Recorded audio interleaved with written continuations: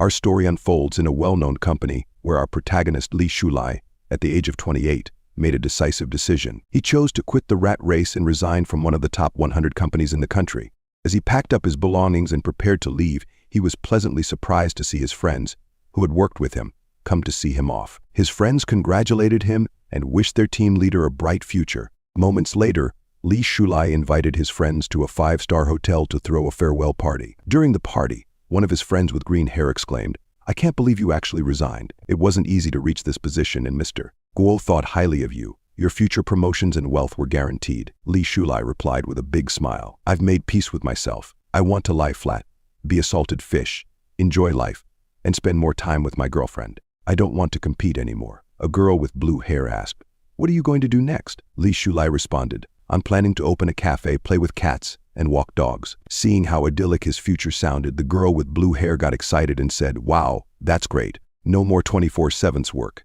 You'll be your own boss." Team leader, "I'm so envious of you for quitting just like that. Unfortunately, I have a mortgage and a car loan. If I don't work, I'll default on my payments." Another friend of Li Shulai chimed in, "When your cafe becomes successful, I'll bring clients to drink coffee there. You must give us a discount." Li Shulai assured them, "Don't worry, I'll treat everyone." Everyone stood up from their seats, raised their wine glasses, and toasted, "If we get rich, let's not forget each other." Sometime later, after Li Shulai opened his cafe, it thrived, becoming a popular local spot with its unique decor, attracting countless visitors. Li Shulai was filled with hope for the future, feeling that everything was going well. Standing in front of his cafe with his girlfriend, he said, "Gaifan, did you know? Last month, our cafe's net profit was 100,000 yen." He assured his girlfriend Guifan, "At this rate, we'll recover our initial investment in just 1 more year." Guifan, amazed by Li Shulai's ambition, said, "Darling, you're amazing." At that time, Li Shulai thought that resigning and risking everything to start a trendy cafe with over 1,000,000 yuan in investment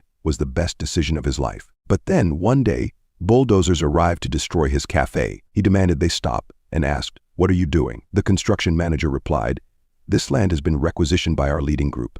All irrelevant personnel must leave." Li Shulai, shocked, told them he hadn't heard anything about a demolition and demanded that they couldn't go through with it. The construction manager, Wang, told Li Shulai, "You should ask your landlord about this. I'm just doing my job."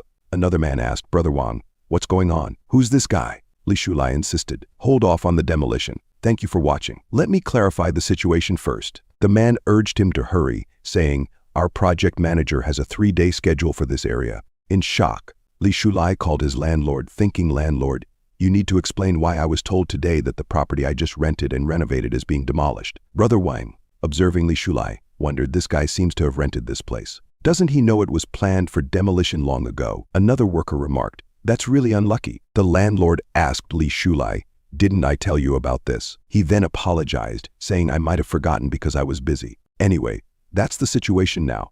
He advised Li Shulai to hire a moving company to take his stuff away. Angry, Li Shulai demanded, "What about the money I spent on renovations and marketing?" The landlord smiled and replied, "It's demolition. There's nothing we can do. We have to follow the city's development plans. Besides, isn't demolition for the city's betterment?" Li Shulai, still upset, argued, "You had an obligation to inform me about the demolition before renting the place to me. Now you need to compensate me for the losses, or it counts as a breach of contract." The landlord laughed and said, "Compensate? I didn't say I wouldn't. I'll cover your moving expenses later." Brother Wang, observing the situation, remarked, "This kid seems young and inexperienced. Starting a business these days, you can't just think about making money. You have to consider all the risks." Another man agreed, adding, "Cash flow is still the most important." Fuming, Li Shulai accused the landlord, "You deliberately hid the information. Isn't this a scam?" The landlord, hearing this, responded, "Do you understand force majeure? Sue me if you want. Here's a piece of advice. Never skimp on hiring a lawyer. Do you even have money?" He continued, "I already gave you a big discount when you rented the place. Besides, when we signed the contract that morning, I really didn't know about the demolition. I found out in the afternoon and then got busy and forgot. Haven't you made a lot of money these past few months?" The landlord then laughed and said, "I'll give you an extra 10,000 yuan as compensation. That's my best offer." Li Shulai, frustrated, remembered overhearing the landlord talking to his family about spending 170,000 yuan per person on an Antarctic tour package, where the rooms below deck were supposedly uninhabitable. Yet here he was, offering only 10,000 yuan as compensation. The landlord told Li Shulai, "I have urgent matters to attend to, and we'll talk about this later," and then hung up the phone. Li Shulai, furious and unsure of what to do, watched as the construction workers began their work. He angrily remarked, "Do you think I'll just let you bully me like this? This is my hope, my future that I've poured everything into. I will protect it with my own hands." Afterward, he went home and made some calls to people he knew, hoping for help. However, everyone either ignored his calls or made excuses. Disappointed and at a loss for what to do, Li Shulai felt utterly helpless. Li Shulai sent a message to the landlord, asking him to at least refund the rent for the past 3 years. However, the landlord blocked him. Feeling depressed and sad, he heard his girlfriend Guifan call his name. Li Shulai was happy to see Guifan back, thinking, "Fortunately, there's still Guifan, always by my side." Guifan asked Li Shulai if he had thought of a solution. Li Shulai tried to reassure her, saying, "Don't worry too much. We can start over. I calculated that selling the tables, chairs, and coffee machines could get us 100,000 to 200,000 yuan to cover urgent needs, and the landlord just needs to return the rent, giving us another few 100,000 yuan. Next time, we'll be more cautious in choosing a location. Using our previous reputation, we can open a community store. It won't be a problem to make a living." However, Guifan then brought up Zhao Lide. Li Shulai, feeling a surge of anger, asked, "Is he harassing you again?" Guifan shook her head and replied, "No, I wanted to talk about us. I think we should break up." Li Shulai was shocked to hear this. The girl he liked, for whom he had done everything, was breaking up with him now that he had no money. He held Guifan's hands and asked her, "Why? Don't you believe I can overcome this hurdle? Just give me some more time and I'll solve this issue. I've solved my previous work problems well, and even climbed higher." Guifan moved closer to Li Shulai, speaking emotionally. "I actually want to help you. Zhao Lide is very generous. I haven't agreed to be with him yet, but he already gave me a platinum bag worth tens of thousands of yuan." She showed him the luxurious bag that Zhao Lide had given her, adding, "He's really generous." Surprised, Li Shulai asked Guifan, "How could you accept his gift while being with me?" Guifan didn't respond directly, but thought to herself, "That old man Zhao Lide gave me too much. Less work, more money. Who can resist such temptation? But there's still a bit of reluctance. Shulai is capable, handsome, strong, gentle, and considerate." She then told Li Shulai, "Zhao Lide, he's old, and it seems he won't live for many more years. I'll agree to be with him for now. Once I stabilize things with him, I can secretly help you. We'll just go from being public to secret. I truly love you, Shulai. You're the only one I love, being with Zhao Lide. I can also help you solve your current crisis." He promised that if I agreed to be with him, he'd immediately give me 1 million yuan. With this 1 million yuan, we could save the cafe. However, Li Shulai pushed her away, shouting angrily, "Even if I'm destitute and homeless, I won't be a cuckold, relying on a woman selling her body to support me. I've seen what shamelessness is. Get lost, Jifan." Hearing this, Jifan became furious. Who wants to be with a man deep in debt, unable to afford rent? She spat, turning to leave. But before she walked away, she warned, "Don't come back begging me with your head down." Li Shulai, still enraged, yelled after her, "Get lost. I don't ever want to see your face again." Sometime later, it began to rain heavily.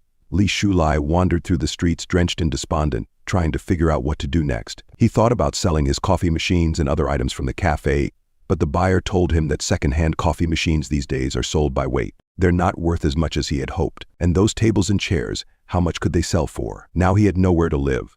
The house he had been renting was no longer available to him, because debt collectors were causing trouble every day. They had splashed the door with red paint so many times that the landlord had kicked him out.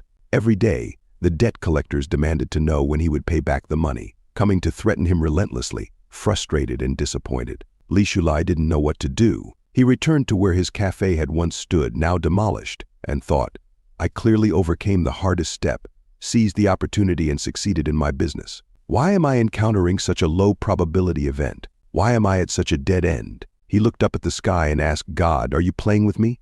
If you want to play, then play me to death." Sitting in the middle of the construction site, he took out a cigarette and muttered to himself, "I will overcome these difficulties." But it seemed that fate had other plans. The brakes of a construction crane suddenly failed, and it collapsed on top of Li Shulai. At the age of 28, Li Shulai died from being crushed by the crane, losing too much blood. Even after death, he couldn't accept his fate. He found himself watching his own body as the police and ambulance arrived, taking care of the scene. He thought, "Good people get good rewards.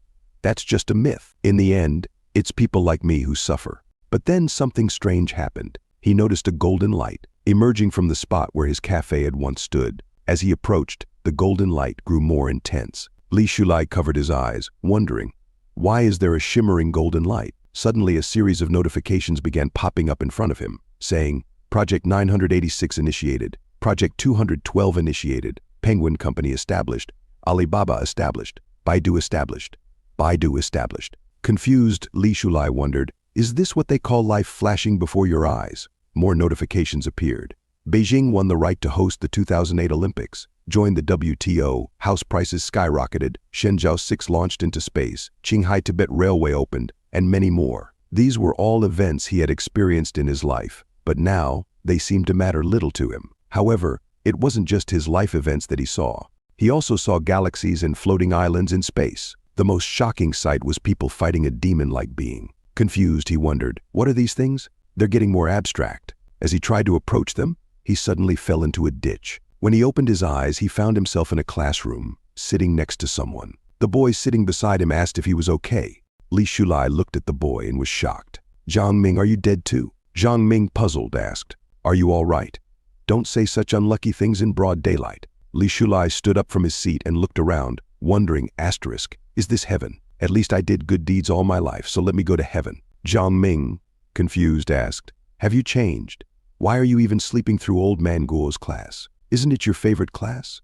What's up, dreaming of being paralyzed or something? Professor Guo noticed Li Shulai and asked, why are you suddenly standing up in the middle of class? Li Shulai was stunned upon seeing Professor Guo, because in his previous life, Professor Guo had been a great benefactor to him. When his family was poor during his school days, Professor Guo supported him in many ways and helped him apply for scholarships, allowing him to continue his studies. But unfortunately, good people don't always get good rewards. Professor Guo had committed suicide by jumping off a building in Li Shulai's senior year due to false accusations from a rich second-generation girl, Zhang Shuilai. Zhang Shuili had falsely accused Professor Guo of forcing her to sleep with him in order to pass her thesis defense. Professor Guo tried to explain to everyone that it wasn't true, insisting that Zhang Shuili was talking nonsense and that he had never said such things to her. However, no one believed him. Zhang Shuilai, being from a wealthy and powerful family, used her influence to trap him. Unable to bear the shame and the false accusations, Professor Guo tragically committed suicide.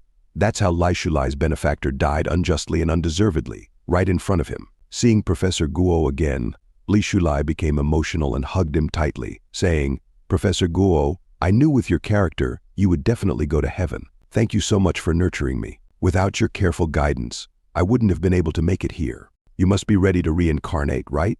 How many numbers ahead? I should calculate when I can reincarnate too. I wish you a good reincarnation, full of wealth and glory. Professor Guo grabbed a book and hit Li Shulai on the head. What are you talking about?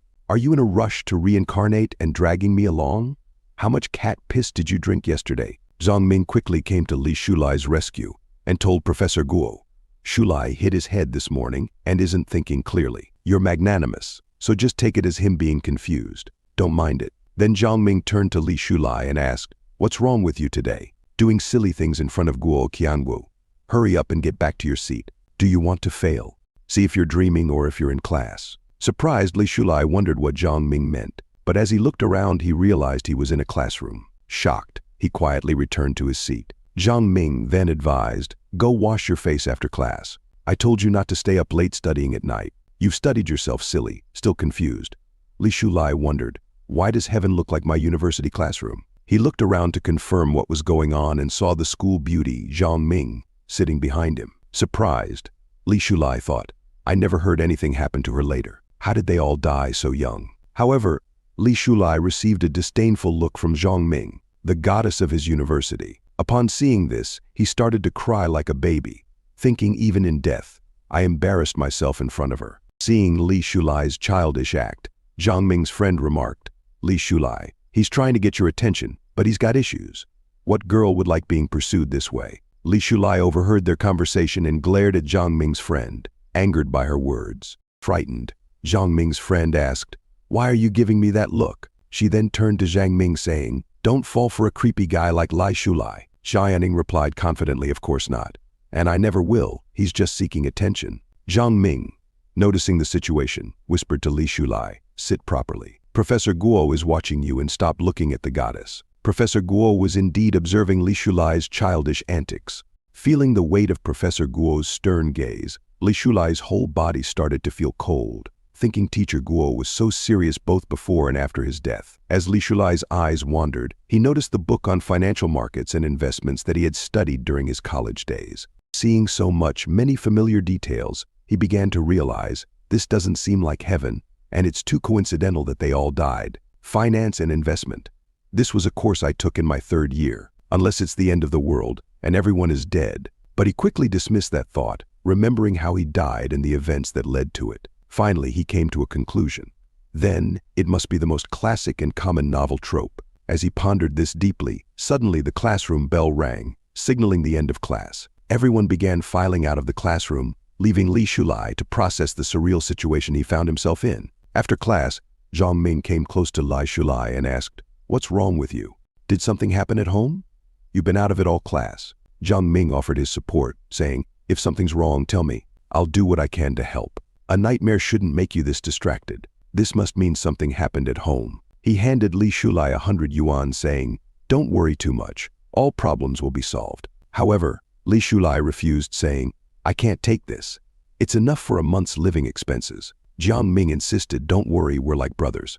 I have plenty of living expenses. Even after giving you this, I still have over 400 left." Seeing Li Shulai still hesitating, Jiang Ming told him, "Consider it an investment. You can pay me back when you become rich. My dad told me your parents' small business has a lot of potential. If my parents kick me out for being wasteful, I can come to you reluctantly." Li Shulai accepted the money, saying, "I'll take this as a loan and I'll pay you back double when I have the money." Jiang Ming smiled and said, "Don't worry too much. Just eat more meat today." Later that night in their college dorm, Li Shulai found himself unable to sleep. He was still thinking about how he had returned to his 3rd year of college back in 1998. Whatever the reason, he felt like he had hit the jackpot. He remembered when he died, passing through the darkness. Those events' timelines from recent to distant were all etched in his mind. That must have been time travel, he thought. But why were there also scenes of monks fighting and floating islands, other dimensions? He decided to forget about the strange visions, focusing instead on the information gap he could now exploit. Li Shulai began laughing quietly to himself, remembering the future events he knew were coming. Hearing Li Shulai laughing in the middle of the night, Jiang Ming got irritated and said, "Are you still not sleeping? What are you laughing at under the covers? The bed frame is creaking nonstop. It's annoying." Li Shulai apologized and promised to sleep quietly, but he couldn't help but smile, knowing there was still time to change everything. Jiang Ming, worried about Li Shulai, thought, "He's been distracted all day, looking like he owes millions. And now he's laughing after being scolded at night. Hopeless." Li Shulai finally drifted off to sleep, thinking, "Heaven gave me a second chance. A new life. I must work harder than before. I have to help those I couldn't help in the past. I can't watch them repeat the same fate." He made up his mind that those who had made his previous life a living hell would not get the better of him this time. In this life, he vowed, "I won't repeat those mistakes. I'll seize every opportunity this era brings and become the richest man." The next morning in the study room, since Li Shulai has been reborn and given a fresh start, he decides that he needs to plan carefully for the next few years. Starting in 1998, China's economy is set to undergo a major transformation. After certain policies in 2003, housing prices will skyrocket. But there's a big problem. His family's savings aren't enough to afford a house, and without initial capital, flipping houses is impossible. Stock market investments, the internet, and technology exports. None of these are viable options right now. Even though he has been reborn, the start is still like hell mode, where he must begin everything from scratch. To turn things around and multiply his assets, capital accumulation from 1998 to 2003 is crucial. However, he doesn't have to worry too much, as he can use the information gap to offset the disadvantage of lacking starting capital. Thinking about this, he starts to laugh. Zheng Ming calls out to him, asking, "What are you thinking about? You've been acting strange since yesterday." Li Shulai quickly covers the book, where he has written everything about the major future changes. Zheng Ming glances at it and asks, "What's the secret?" 2003, 1998, finance computers. "What? Are you changing majors? Isn't finance a great major? You'll be a trader." Li Shulai shakes his head, saying, "No, I'm not planning to change my major. I'm just planning ahead for jobs, since my family's situation isn't great." Zheng Ming confidently tells Li Shulai, "With your grades, at worst you'll get into a bank. That's a secure job.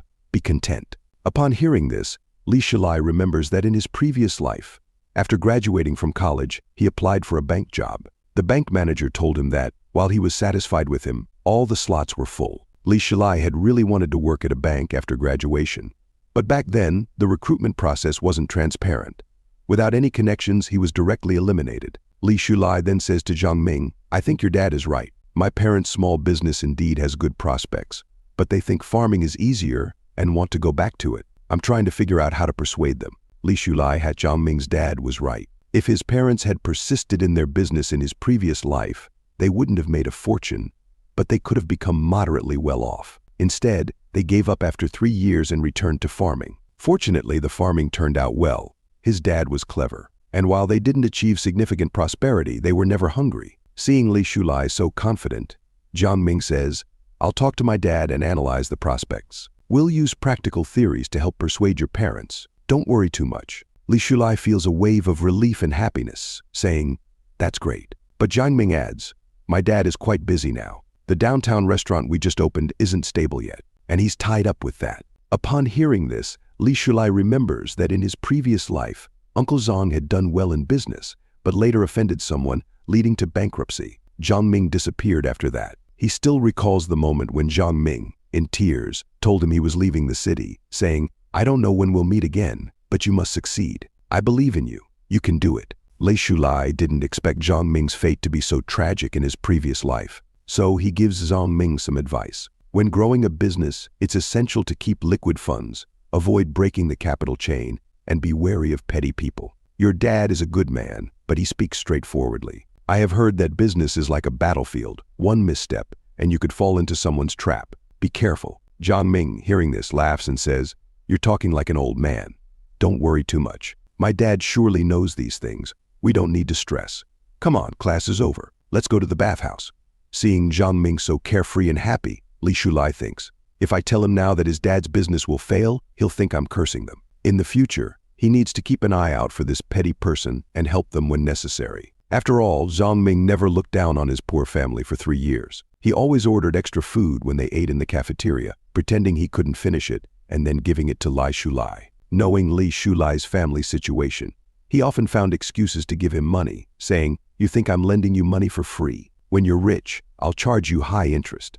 He had protected Li Shulai so much before. Now it was Li Shulai's turn to protect him. Later that night, in the student bathhouse, while taking a bath, Li Shulai was deep in thought. "With my current skills and family background, standing out in the finance industry is tough." In his previous life, without a degree from a prestigious school, he couldn't find a good job after graduation. Fortunately, he had decisively switched to the computer industry. And after years of persistence and effort, I'm going to tell you a story. He had made some achievements in programming. Now he needed to pick up his old trade and seek opportunities in the internet sector because in the coming years the internet would rapidly develop and many prominent figures would emerge. As long as I seize the opportunity, I can ride on other success and become a winner. He recalled that in 1999 young Fei Long would establish Fei Long Technology in Hangsha City. Just 8 months away, isn't this the first opportunity delivered to me, he thought. With his skills from a few years later, he'd be a top programmer now. If he could secure a position at Fei Long Technology, his assets would surely multiply.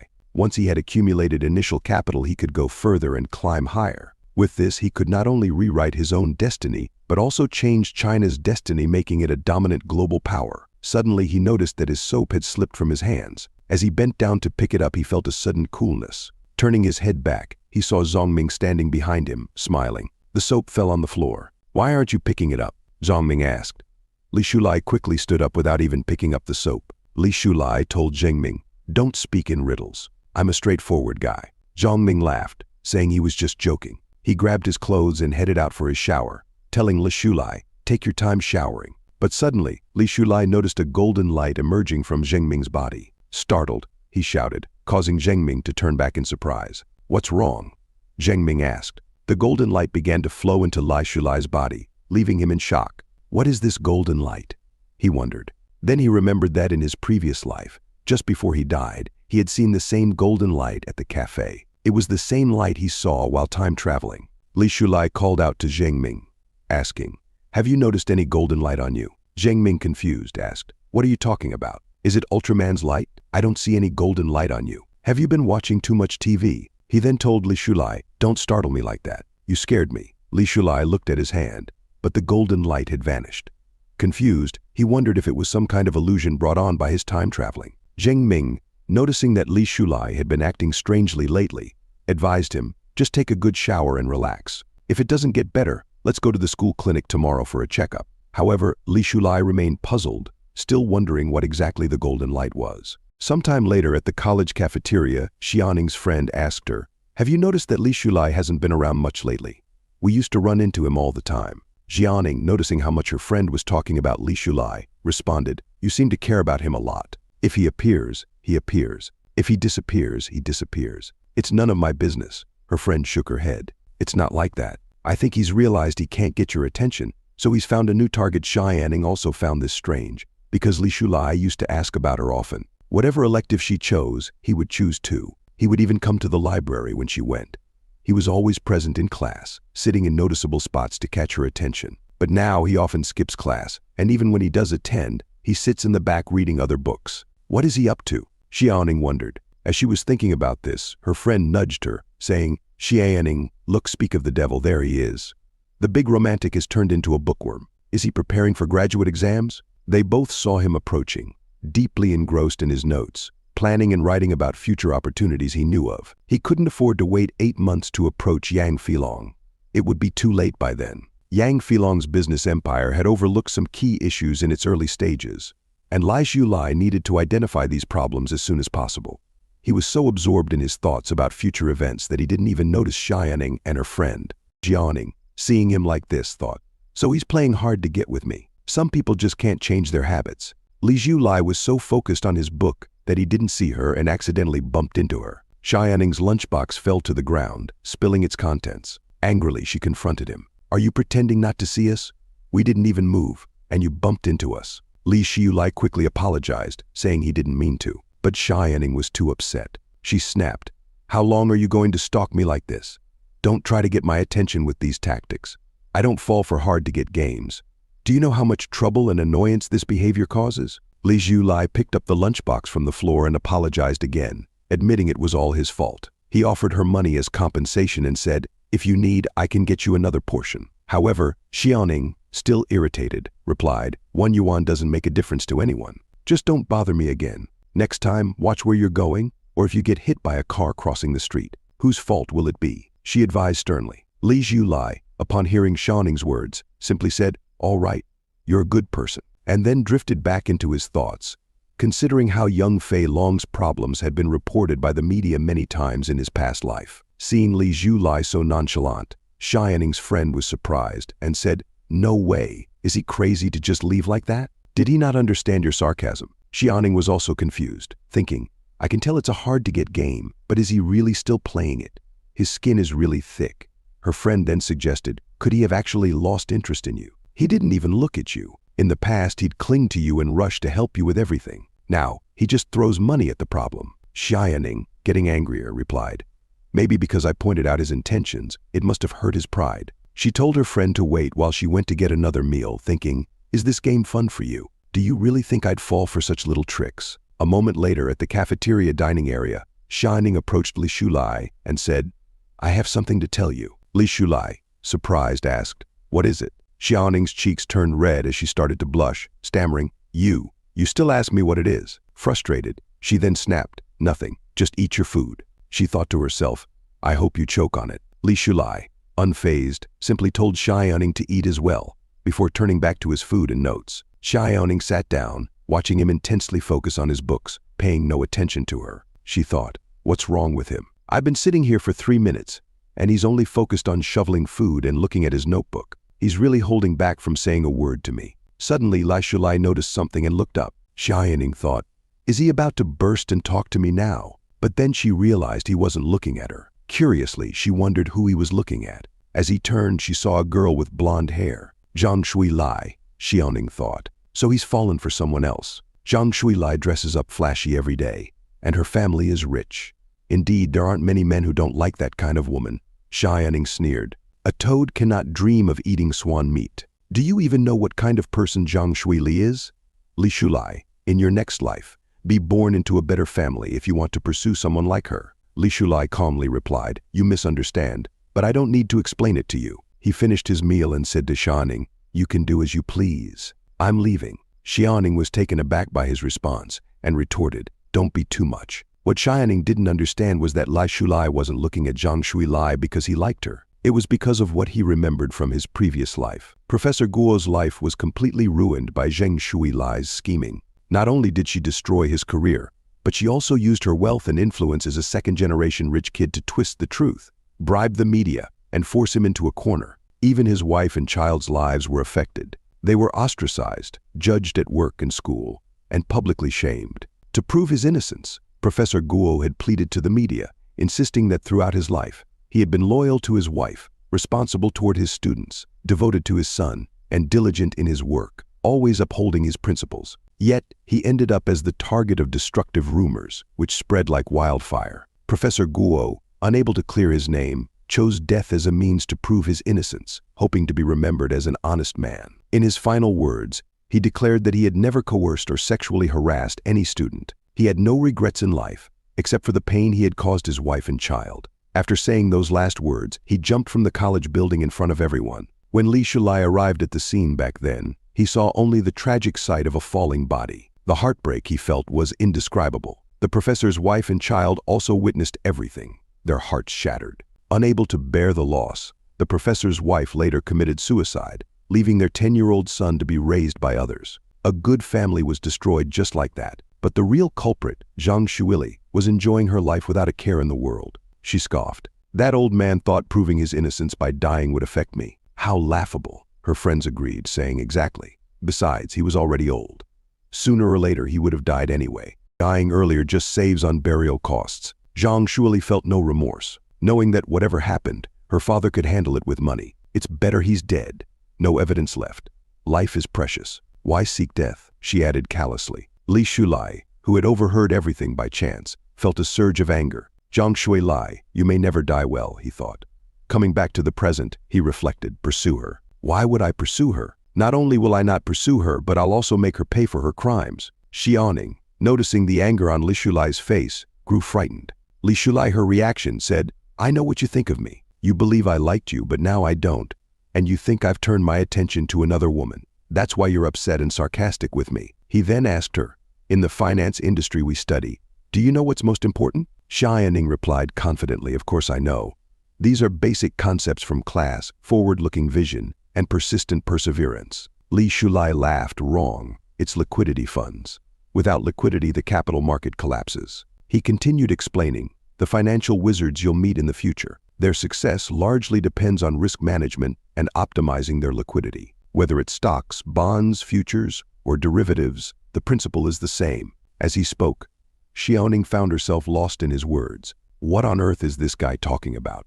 She wondered. But at the same time, it seems to make a lot of sense. Li Shulai advised her, just burying your head in books will make you a bookworm. You should start thinking about more serious things. Xiaoning was confused.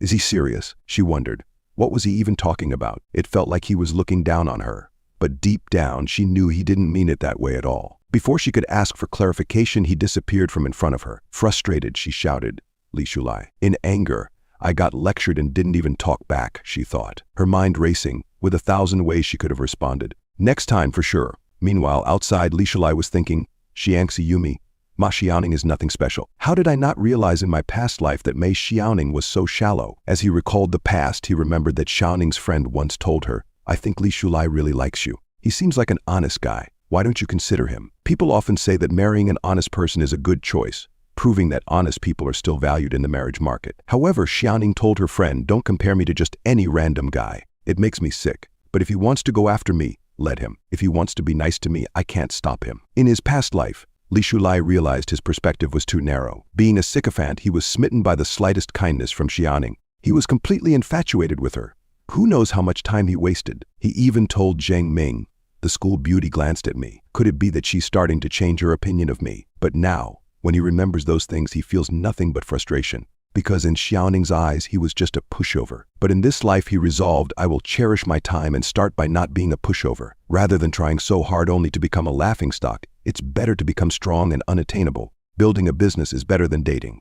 Yang Feilong's looks were always mocked, yet many people chased after him, calling him Dragon Dad, and beauties were always surrounding him. Appearance, inherent flaws, or low status. What do they matter? When power and strength gather within you, all these things become the finery that showcases your ability. Rejecting fake social games and focusing on the pursuit of wealth and power is the way forward. What I want, I will get. What I once didn't dare to imagine, which could only exist as daydreams, I will achieve it in this life. Moments later, in the boys' dormitory, Jiang Ming invited Li Shulai over to his place to watch the game tonight, mentioning that his parents were out for a business dinner so they could watch all night. Li Shulai remembered that today was the World Cup group stage match between Japan and Croatia. Japan loses badly and fails to advance. Li Shulai told Jiang Ming, "I'm not going. I haven't finished the study plan I set for myself today." He thought to himself, this game, which I've watched hundreds of times in my past life, how can it be more interesting than making progress on my plans? Time waits for no one. I need to start making progress, securing Fei Long Tech and achieving step 1. Jiang Ming, surprised, asked, "Are you serious? It's the World Cup. The World Cup that happens once every 4 years and you're not watching. You haven't really become a bookworm from studying too much. It's just the two of us. Are you still pretending to be a model student around me?" Li Shulai replied, "I don't need to watch to know the result. I already know who's going to win."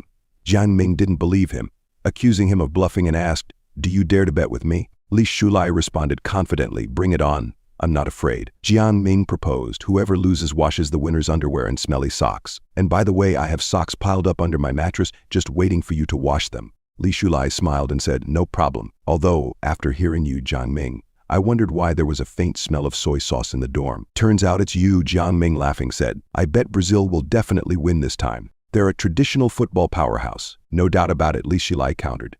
"I bet France beats Brazil 3-0, and Japan loses tonight without scoring a single goal." Upon hearing this, Jiang Ming exclaimed, "Are you deliberately talking nonsense? You really want to wash my underwear and socks that badly? Don't turn gay just from picking up a bar of soap, okay? Buddy, I'm straight." Li Shulai, now angry, retorted, "Get lost. Starting today, I won't wash my socks. I'll just wait for you to wash them for me." Moments later, back at the boys' dormitory, Jiang Ming started laughing and told Li Shulai, "I'm definitely going to win. There's nothing to be afraid of." Speaking of which, he asked, "Didn't you mention how prosperous the gambling industry is abroad? Who knows how many people get rich overnight because of the World Cup?" Jiang Ming wondered aloud, "When will they allow gambling in our country? I want to get rich overnight too. If I were abroad, I'd definitely be a gambling god." Li Shulai, who actually knew a lot about this, remembered that in his past life he was a hardcore soccer fan. He could recite the scores and results of all past tournaments by heart. Guessing the outcome was a piece of cake for him. He recalled that in 2001, a football lottery was introduced domestically. In a perfect scenario, it could indeed make anyone rich overnight. Rapidly accumulating wealth, however, as good as reincarnation might seem, the butterfly effect is a terrifying thing. Who knows if a butterfly flapping its wings might cause a tornado? Besides, he needed to figure out quickly what those golden lights were all about. In his past life, his luck was incredibly bad. Even though everything was in place, he always fell short by one move. He wondered, what if all my luck in this life was used up just to be reborn? If I lose the advantage of foresight after winning 2 or 3 times, wouldn't that be a loss? For now, he realized he should try to maintain the timeline, let events happen as they originally did, and not make any changes. He told Jiang Ming, "Gambling is essentially just that, gambling. It's very risky and not something to be touched. Dreams are beautiful, but reality is harsh. In practice, it's not as simple as guessing wins and losses correctly. You only see those who get rich overnight looking glamorous, but not those who lose everything and end up in poverty." He advised Jiang Ming, "For ordinary people like us, without any backing or connections, winning once or twice might be fine. But if you keep winning every time, wouldn't people suspect something fishy? What if they arrest you for investigation? Who knows which big shot might take offense and have you taken out? You might end up being kidnapped and thrown into the sea, not even knowing which big shot you offended, even if you lost. Luckily, get that much money. Without some means of violent protection, you might have your throat slit the next day. Your family destroyed, people dead, having money but no life to spend it on." Upon hearing this, Jiang Ming was really scared. His whole body started shaking. He said to Shulai, "I never realized you knew so much." Li Shulai gave his sermons like Buddha. Li Shulai turned to Jiang Ming and said, "My friend, say no to prostitution, gambling, and drugs. Be a positive youth. Promise me, okay?" After hearing what Li Shulai said, Jiang Ming's eyes filled with tears. "After listening to you, I feel like a righteous person," he exclaimed. Then he asked, "Did something really happen to you? Your thoughts have become so profound. Lately, you've seemed a bit odd, like you're hiding something, looking so preoccupied." Jiang Ming laughed and said, "Is there something you can't tell me? Or is it that you're just not having any luck as a simpa?" Li Shulai replied, "It's not like that. I've just realized that love is precious, but time is even more valuable. Instead of always thinking about side income, focus on solid work and improving yourself. Wealth can't accompany you for a lifetime, but skills can. Didn't your dad teach you this? Jiang Ming, annoyed, retorted. Stop letting my dad feed you this toxic positivity. A moment later, Jiang Ming asked again, are you really not coming to watch the World Cup? I've already bought peanuts and beer. But once again, Li Shulai told him that he wasn't going. Seeing Li Shulai so resolute, Jiang Ming said, you're just being stubborn. What man wouldn't be interested in the World Cup? It's the World Cup. However, as a close friend, Jiang Ming couldn't shake the feeling that something must have happened in Li Shulai's family. He's probably too embarrassed to ask me for money, Jiang Ming thought, and might be sneaking out at night to do part-time work. I'll be the understanding friend by his side and not expose him. He then asked Li Shulai, if something's wrong, you can speak up. If you need any help, I'll definitely be there for you.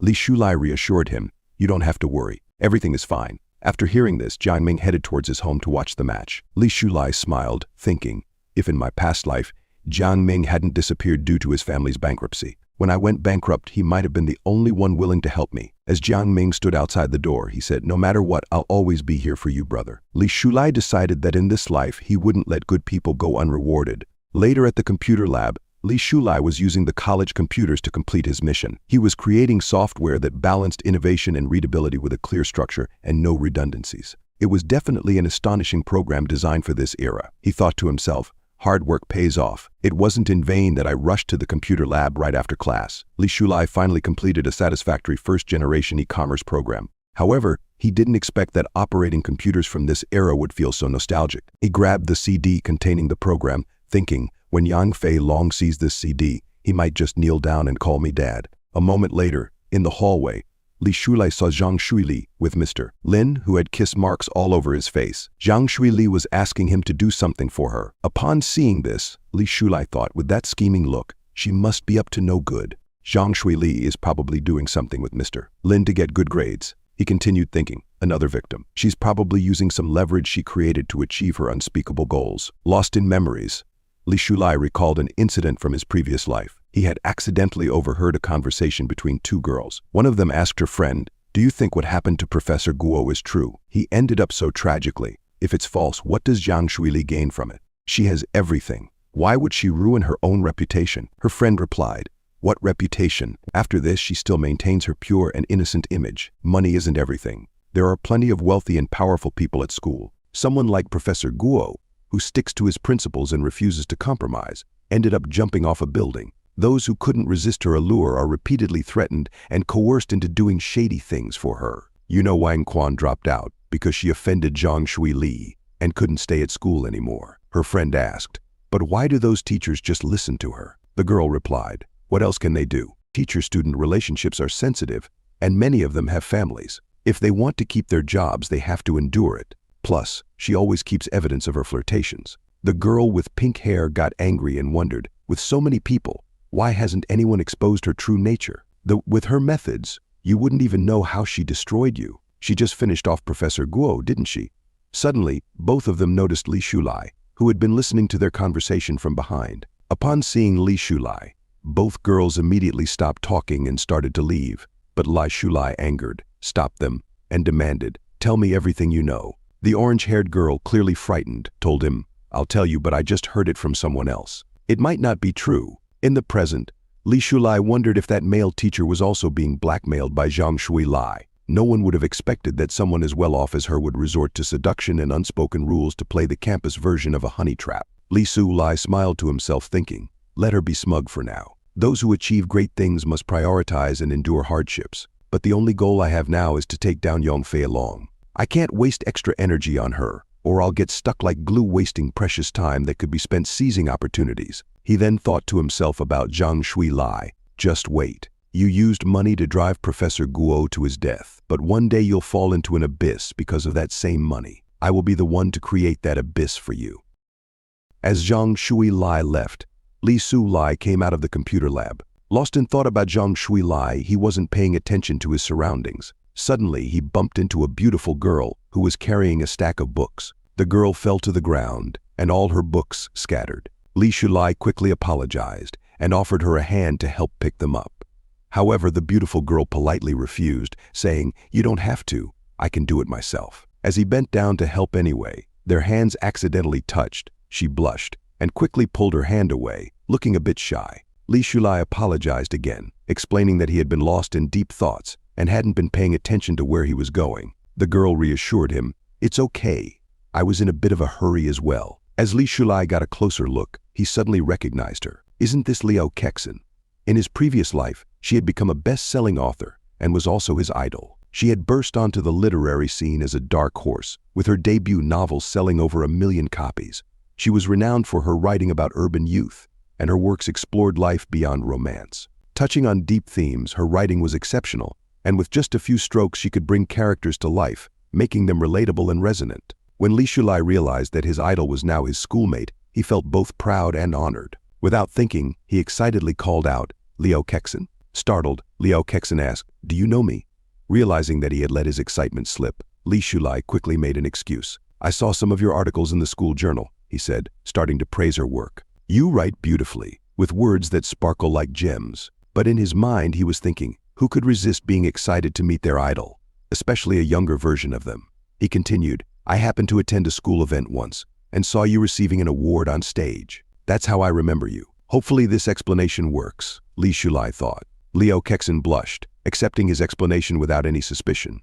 But as he looked at her, Li Shulai remembered how, in the past, at press conferences and in photos, she appeared dignified and elegant. Now, seeing her younger self, she looked so shy and cute. Meeting my idol in her youth is such a treat, he thought, feeling both happy and emotional. Being a fan is never a waste of time. Gathering his composure, he asked, "Where are you taking all these books? I can help you carry them." Liao Kexin, still a bit nervous, smiled and replied, "You don't have to worry. I can carry them myself." Seeing Liao Kexin's expression, Li Shulai quickly clarified, "I don't mean anything else. I just want to make up for knocking over your books and wasting your time. Besides, I'm kind of your #1 fan, and I can't help wanting to chat more when I meet my idol. Don't think I'm weird." However, Li Shulai couldn't help but remember that in her past life, as her #1 fan, he never had the chance to get to know her before she tragically committed suicide due to depression. His dysfunctional family was the main cause of her death. He vividly recalled a news article he had read on the internet. Liao Kexin commits suicide at home, found with cloth wrapped around her neck. The article questioned, is it a distortion of human nature or a consequence of depression? When reporters asked her parents about the tragedy, they coldly replied, "Depression? What kind of illness is that? It's just being overly sensitive, overthinking things. We raised her to this age, so what's wrong with asking her for money? Oh, and the copyrights and royalties from her books. We won't miss out on a single cent. If she wanted to end her life, how is that our fault? If she dies without giving us money, that's being unfilial." It's really frustrating. As her younger brother, I'm still waiting for her support. She's so selfish. Girls are born to contribute to their families. Back in the present, Liao Kexin agreed to let Li Shulai help her carry the books. With a big smile on his face, Li Shulai cheerfully said, "Classmate Liao, please lead the way." However, he knew deep down that Liao Kexin was a sensitive girl who easily felt guilty. In this life, he vowed to himself, I won't let her family manipulate her again. Besides, he knew that she was going to become a top-tier author in the future, incredibly influential. Getting to know a future big shot early is all benefit and no harm. Successful people not only seize every opportunity, but also build networks and resources. Later, as they walked across campus, Li Shulai casually said, "You know, you remind me of a cousin I have back in my hometown. Both of you love to write and are very talented. If I remember correctly, she won first place in a writing contest there, but she wasn't as lucky as you. She had a younger brother and her family favored males, so she had to quit her studies. Now she works in a factory and her dreams were shattered. I think telling her this much should be fine," Li Shulai thought, watching for her reaction. Upon hearing this, Liao Kexin's expression turned somber. With a sad look on her face, she quietly admitted, "I also have a younger brother, and my parents favor him more than me." Seeing Liao Kexin's eyes well up with tears, Li Shulai immediately apologized, feeling guilty for making her sad. "I'm sorry. I didn't mean to upset you. My cousin once told me that she regrets not fighting harder for her dreams. That's why I think you must keep writing. One day you'll become famous because of your work." It would be like carrying on her dreams as well, inwardly. Li Shulai reflected on what he knew from his previous life. Liao Kexin had been overworked, practically a slave to her own family, constantly supporting them while they leached off her success. Her big break had come when her writing career was about to take off. He recalled how her manager had approached her at a cafe, excitedly asking, "Liao Sensei, could you take on this project? Our editor trusts you a lot. The schedule is tight, but we need it by the end of January. If you take this opportunity, You'll have so many chances for promotions in the future. Plus, we'll pay you 20% in advance for the project. Her manager at the editorial convinced her that it was a rare opportunity. You can always find another job, but chances like this are scarce. However, when she informed her family that she wanted to quit her regular job to focus on her writing, they were furious. They berated her, saying, "We put in so much effort to send you to college, and what did we get out of it? That busy job barely pays you 3,000 a month, and you only give us 1,000 Z. You'd be better off marrying that old man Zhang. Becoming Mrs. Zhang would make life easier. You'd just have to play cards with him every day. More importantly, you'd be able to send money to the family." Even though Liao Kexin had graduated college, her family treated her as nothing more than a tool. Her brother had squandered their money and was about to get married, and they saw her as their financial safety net. In desperation, her family even tried to marry her off to an old neighbor to get his money, crushed under the weight of their demands. She gave up on quitting her job.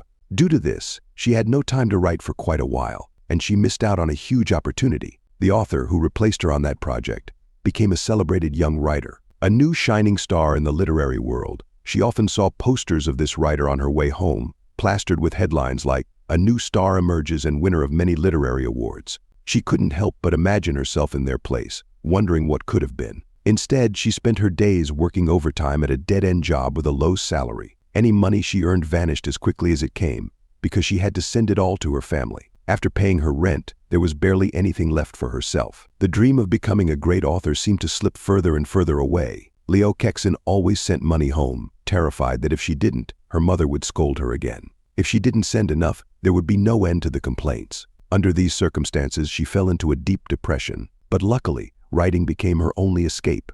Although it was late in her life, she managed to make a name for herself and emerged as a rising writer. However, her success didn't last long. Despite earning good money, her parents always found ways to take it from her. Her mother would threaten her, saying, "If you don't buy a car and a house for your brother, I'll hang myself." Not just that, her mother would also threaten to tell everyone that she wasn't taking care of her parents.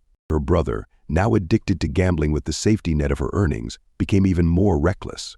Her mother continued finding new excuses to demand money from her. One time she told Liao, "I don't care what you do, but you need to give us 2 million within 2 days. We know you have the money. You just sold the rights to your new book for adaptation facing all this pressure." Liao Kexin had thought about cutting ties with her family many times, but every time she tried, her mother would show up at her workplace, dressed in rags, and loudly announce, "I'm Liao Sensei's mother. I just want to see my daughter. Did you know she lives in a luxury house while we, her family, live in hunger? Do you think that's fair?" The people around her, fans and colleagues who saw Liao Sensei as kind and strong, just like the characters in her books, began to wonder if she was neglecting her parents. The cyberbullying, defamation, and inability to cut ties with her toxic family made her depression worse. If it weren't for all of this, she might not have died so young. In the present, Li Shulai snapped out of his thoughts and asked Liao Kexin, "Can I have your email?" Surprised, Liao Kexin asked, "Why do you need that?" Li Shulai smiled and replied, "I want to keep in touch with you in the future. If you become successful, don't forget about me. Besides, it'd be cool to say I can talk with a famous writer." Liao Kexin was taken aback, thinking, does he really believe in me? Does he think I have what it takes to become famous? But deep inside, she was happy. This was the kind of support she had always sought. She quickly wrote her email on a piece of paper and handed it to Li Shulai, telling him, "I only check my email once a week at the computer lab." Li Shulai knew that in the present day, the internet was still in its early stages, and people were only beginning to use email. But having Liao Sensei's contact information was more than enough for him. Excited, he grinned and asked, "May I escort you to the door after they reach the gate?" Liao Kexin smiled and said, "You can just call me Liao Kexin or Kexin." She thanked him for everything. Li Shulai, with a sincere look, told her, "Never stop writing. This life is yours, and only yours. Don't let anyone control you and keep moving forward. Your readers will always support you." Hearing his words, Liao Kexin blushed slightly and nodded. "I will," she promised. With that, Li Shulai said goodbye and told her he'd see her later. After she left, he returned to the computer lab, deep in thought. In this era, where mobile phones don't exist and instant messaging apps aren't popular yet, even QQ, the Chinese messenger app, won't be available for another year. Since Du Yutang had only recently started his business, Li Shulai saw this as the perfect opportunity to win him over. However, the problem was that Du Yutang was located in S City, so Lai Shulai would have to travel there later to convince him he needed to come up with a solid plan right away on how to gain Du's trust. Before diving into his strategy, he sent an email to Liu Kexin, wondering when she would respond. Meanwhile, at her desk, Liu Kexin was busy working when a new email notification popped up on her computer. She clicked on it and saw a long message from Li Shulai. The email read, "Dear friend, I hope my words bring you the encouragement and motivation. You're seeking to keep chasing your dreams. Let me start by saying that your works are amazing. Every time I read them, I can feel the magic in every word. Please have faith in your skills and talent. Whenever you find it hard to continue, remember that every writer faces failure and difficulties. I believe you have what it takes to become a great writer, and I look forward to seeing you shine like a star in this world. Your dreams will blossom even on the driest soils. Your silent fan, Li Shulai." Upon reading this, Liao Qiqian felt a surge of happiness. She thought to herself, "This guy, he's really afraid I might stop writing." However, doubt crept in as she recalled showing one of her novels to her literature tutor. The tutor had harshly critiqued her work, saying, "This novel is poorly written. It lacks the ability to connect emotionally and is riddled with logical flaws." The tutor advised her not to waste time on it and to focus on something more meaningful. Worse still, the tutor had tossed her novel onto the floor, declaring, "Writing such uninspired and worthless articles is meaningless." "Don't go down the wrong path," Liu Qiqian wondered. "Maybe the tutor didn't appreciate my work, but could readers like Lai Shulai see it differently?" Feeling motivated by his kind words, she sent a reply, "I will keep working hard and persevere in chasing my dreams. No matter what difficulties I may encounter on this journey, I will always remember your encouragement and support as I move forward." Shortly after, Li Shulai responded quickly, asking her if she was in class. Liu Qiqian was surprised by his fast reply, thinking, "Is he waiting in the computer lab? The last time I saw him was also in the computer lab building." Curious, she wrote back, "Are you free? Want to grab lunch together at the cafeteria?" Li Shulai agreed, replying, "I'll be waiting for you in front of the computer lab building." Liu Qiqian smiled and replied, "Okay, I'll meet you there." A moment later, downstairs in front of the computer lab building, they met as planned, ready to share a meal and a conversation. Liu Qiqian met with Li Shulai, and Shilai told him, "I've recently written a draft of a novel and had really your feedback on it." Li Shulai, upon reading the draft, was taken aback. "This draft, isn't this the beginning of my favorite novel, Dust of the Heart?" He thought in disbelief, "I can't believe I'm seeing it so early. In 1998, I remember every line of it. It's filled with memorable quotes that people used in their QQ statuses, and she won countless awards for this novel, even coming close to being nominated for the Nobel Prize." Liu Kexin, seeing his surprise, asked nervously, "Do you also think it's poorly written?" Li Shulai blinked, confused. "Poorly written? What do you mean?" Liu Kexin explained. "My literature tutor said this piece was poorly written and advised me to stop working on it." Her voice was filled with uncertainty as she continued, "I just need to know your opinion on it as a reader. Is it really that shallow? I mean, I really like it. Is it really that bad?" She looked at him with genuine concern in her eyes. Hearing this, Li Shulai recalled reading in an interview.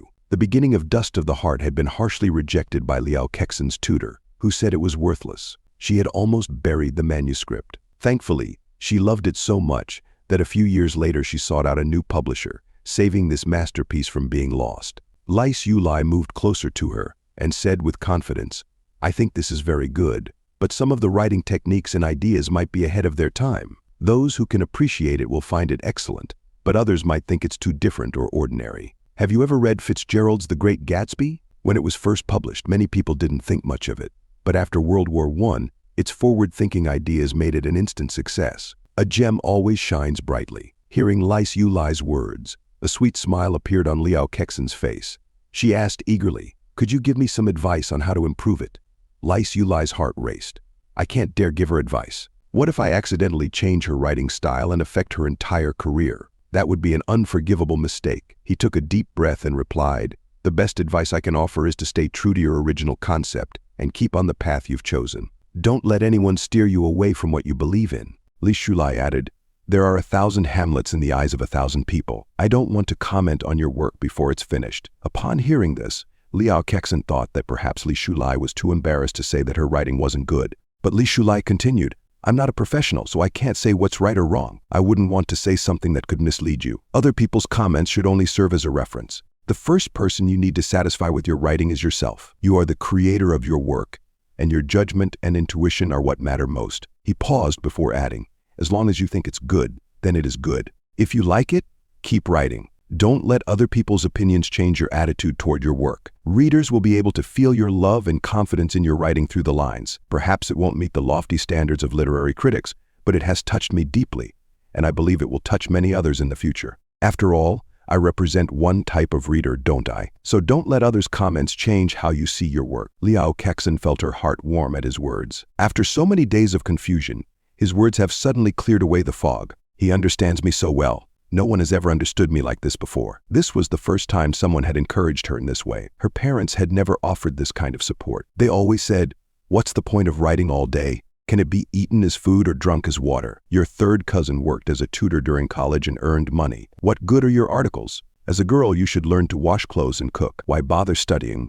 Your brother is much more sensible." Even her brother had mocked her, saying, "Sister, you dress too rustically. Other sisters wear short skirts and black stockings. My classmates will laugh at me if you dress like this." Compared to her blood relatives, Li Shulai felt more like family. He told her, "You'll have to get used to this. It'll happen a second time, a third time, 100 times. But when you overcome these obstacles, you'll shine brighter than anyone else." Liao Kexin was taken aback by his words, but soon smiled gently at him. "I really appreciate your kind words," she said softly. "I'll try my best to achieve my dreams." Meanwhile, Xiaoning and her friend saw Li Shulai talking and laughing with Liao Kexin from afar. Xiaoning's friend nudged her and asked, "Isn't that Li Shulai up there?"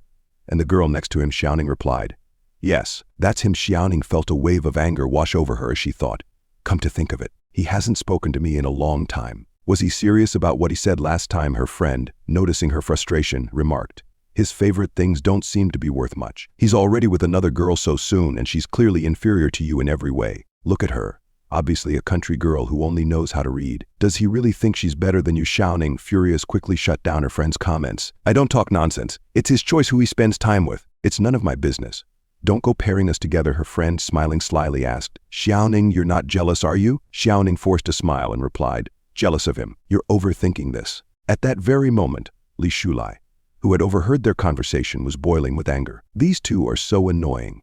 Why do they always show up to disturb me whenever I'm at the cafeteria, and to talk so loudly about me and my idol? It's insulting to the friendship I have with Liao Kexin." He clenched his fists, furious with Xiaoning and her friend, but quickly calmed himself down, thinking, "Thankfully my idol didn't realize what they were saying." Turning to Liao Kexin, he said, "Wait a minute, I'm going to say hello to my two classmates." He stormed over to Xiaoning and her friend, calling their names angrily. However, as he approached, Li Shulai was taken aback. "Ma Xiaoning, how did she get so far away? I thought she was just half a meter behind me a moment ago." Confused and surprised, he wondered, "What's going on?" Xiaoning's friend teased her again.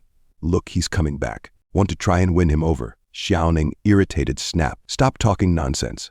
Li Shulai, still fuming, clearly overheard their conversation. "I heard it again, so clearly from this distance. It doesn't make sense." Li Shulai thought to himself, "Forget it. Those two are useless. No need to pick a fight with them." However, he suddenly felt something strange happening with his body. Closing his eyes and focusing, he realized that the world around him had changed. The sound of the wind, the distant lecture of a teacher explaining derivatives, the function at a certain point represents the rate of change at that point. And even today's lesson on capital markets and investment portfolios, asset pricing models and risk management principles, came to him so clearly. He could also hear the sounds from the cafeteria, where a student was praising the lunch lady, saying, "Your cooking is delicious." "I've been starving for 5 days," another student complained. "Is this cursed? Why are the scrambled eggs with tomatoes so sweet? Jang Anan, do you want to die? How dare you put the chicken leg that fell on the table into my bowl? Are you trying to rebel?" The chatter and noise from the cafeteria filled his mind, despite the great distance between them. Surprised, Li Shulai wondered, is this a new ability brought by reincarnation? A wave of happiness swept over him. "Isn't this the legendary celestial ear? Let's call it that for now. I wonder how it activates.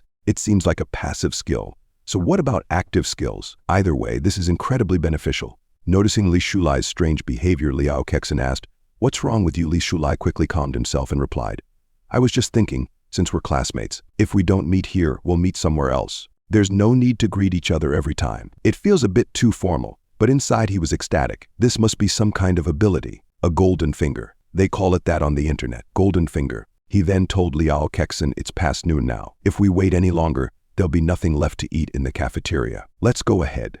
Liao Kexin agreed, and both of them headed toward the cafeteria together. A few days later, Li Shulai visited X City, where Yang Feilong was hosting his showcase event. Standing on stage, Yang Feilong addressed the audience, saying, "Looking back, we've witnessed the rapid development of the internet and the emergence of the digital age. In this digital world, opportunities coexist with challenges. But I believe that as long as we dare to innovate and embrace change with courage, we can seize these opportunities and realize our dreams. Yang Feilong confidently addressed the crowd. I firmly believe that the commerce industry will undergo a major revolution in the digital age. With new technologies like the internet, AI, and big data, our lives and ways of working are being transformed. These innovations are disrupting traditional business models, offering unprecedented opportunities and capabilities to entrepreneurs and companies alike. Li Shulai, watching from the crowd, thought, indeed, Daddy Feilong. Just those soul-stirring words have already captivated the audience. His ability to hype things up is truly top-notch. Yang Feilong continued, in this digital world, we will break the boundaries of space, time, and language, creating an invisible link for global commerce. To put it simply, this means bringing electronic transactions to a global scale, ensuring that everyone benefits from convenient, efficient services that meet the Generalized System of Preferences, GSP standards. The crowd murmured in agreement. Yang Feilong's vision of a digital world and commercial revolution is truly outstanding. Some praised. As Yang Feilong basked in the approval of the crowd, Li Shulai saw the perfect moment and stood up, speaking loudly for everyone to hear. I think your dream is wonderful and will surely come true in the future, but there will also come a day when you'll be crushed. The crowd immediately erupted in anger. Who is this kid who doesn't understand anything but dares to speak so boldly? He's just a student, someone shouted. What's he saying? Coming here to cause trouble, another remarked. He's just showing off. Yang Feilong, startled by the interruption, thought, who is this argumentative kid ruining my event? He almost swayed the crowd just now. The event manager hurriedly called for security, barking at them. How could you let anyone in here so casually? But Li Shulai wasn't finished. He locked eyes with Yang Feilong and continued. I know what you're really thinking. I even know the deepest thoughts hidden in your heart. If you truly want to break through your difficulties, come find me. Yang Feilong stood frozen in surprise. What does he mean? Hidden thoughts in my heart. With a calm smile, Li Shulai turned and headed toward the exit, leaving the crowd in shock. The manager rushed over to Yang Feilong and said, people like him are just here to show off, trying to step on others to gain fame. You don't need to pay attention to what he says. Your grand plan can't possibly be crushed. Yang Feilong nodded and agreed. He really is speaking nonsense, but then smiled and added, yet, I don't know why, but I admire him. Don't you find that young man very interesting? Seeing him reminds me of my younger self. Even if he's just showing off or knows a little, daring to refute me in front of so many people makes me curious. The manager was surprised and asked, General Manager Yang, what is this?